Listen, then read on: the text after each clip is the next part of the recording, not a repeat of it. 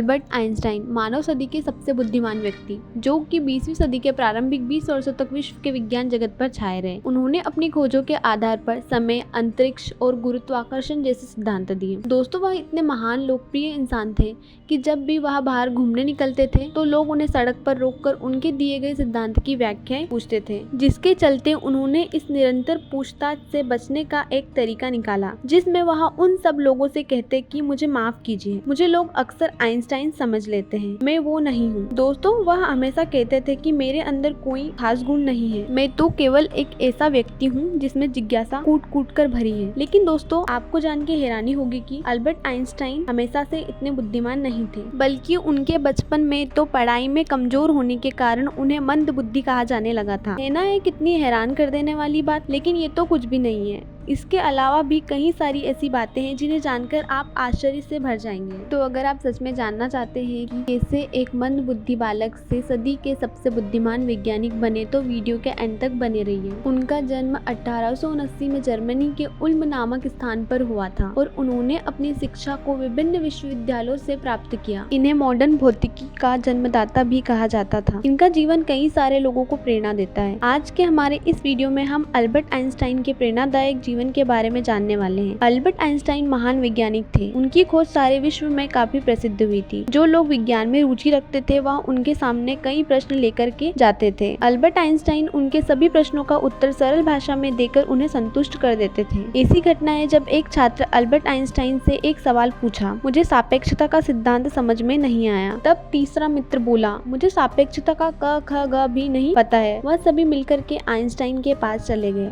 Einstein उनका प्रश्न सुनकर के मुस्कुराए और बोले, सापेक्षता का सिद्धांत का अर्थ काफी सरल है, मैं तुम्हें इसकी सरल व्याख्या करके बताता हूँ। छात्र बोले, हाँ सर बताइए। जब आप किसी अत्यंत प्रिय व्यक्ति के पास घंटों बैठे रहते हैं तो आपको लगेगा अभी तो कुछ मिनट ही हुआ है। किसी अप्रिय व्यक्ति के साथ 5 मिनट भी घंटे के बराबर जैसा लगेगा। बस यही सापेक्षता का सिद्धांत है। यह सुनकर के तीनों छात्र आइंस्टाइन से बोल उठे कि सर, आपने इस उच्च स्तरीय सिद्धांत को वास्तविक में कितनी आसानी से समझा दिया, इसलिए आप इतने महान और दूसरों से भिन्न हैं। उन्होंने कार्यकर्ता के रूप में भी काम किया। उनके अनुसंधानों और योजनाओं का नतीजा था वे एक बहुत बड़े मनोवैज्ञानिक हो गए, जो समय और अंतरिक्ष के संबंध में आदर्श सिद्धांत विकसित करते हैं। उन्होंने भी एक प्रमुख समाजशास्त्री और शांतिवादी के रूप में अपने विचारों का प्रसार किया। उनके अद्भुत समझदारी, संवेदनशीलता और वैज्ञानिकता के क्षेत्र में उनके योगदान ने एक विश्वविद्यालय के प्रोफेसर के रूप में उन्हें मान्यता दिलाई। उनके विचार और अविश्वसनीय अनुसंधान के लिए उन्हें 1921 में नोबेल पुरस्कार भी प्राप्त हुआ। उनके जीवन के दौरान उन्होंने बहुत सारी चुनौतियों का सामना किया, लेकिन उन्होंने कभी हार नहीं मानी